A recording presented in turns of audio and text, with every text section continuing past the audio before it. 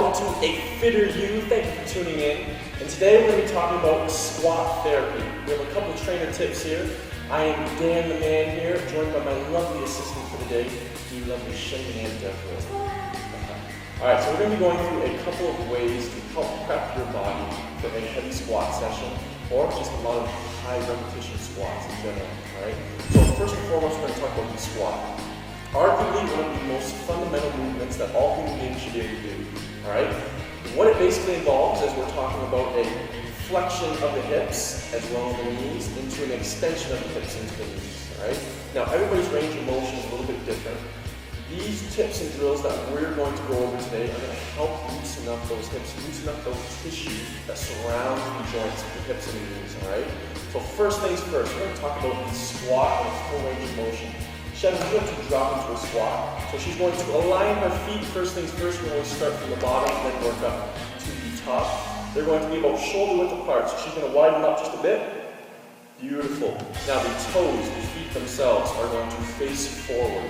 In a perfect world, it would be like we're on skis with our feet. Alright? We'd be able to drop into our squat. However, not everyone's at that range of motion right there. So a little deviation with the feet pointing them slightly out at an angle is absolutely okay for now. Right? Don't make it a habit though. Right? So Shen, you've got your feet set up beautifully. You have your bum squeezed. Don't squeeze your bum. Engage the bum. Excellent. She's set to go with the pelvis, and she's going to pop the hips back and drop into her squat, maintaining a nice neutral chest. Right? So you can see the nice straight line going from the thoracic into the lumbar. You want to see that nice curve accentuated. Beautiful posture of the head. Driving through the heels, you should only be able to move the toes, folks, and standing up.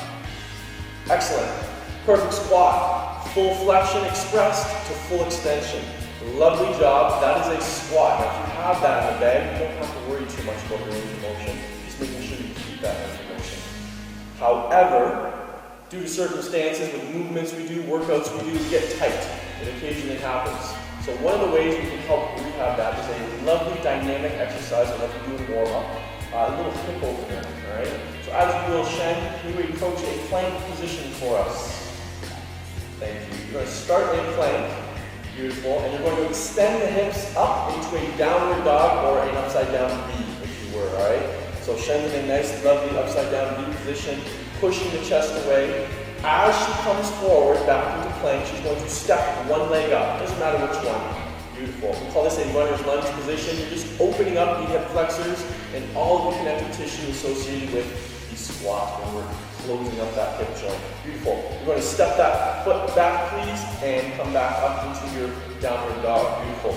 And then the other side, we're going to repeat this. Good. Now you can hang out in this position as long as you really need to. Alright?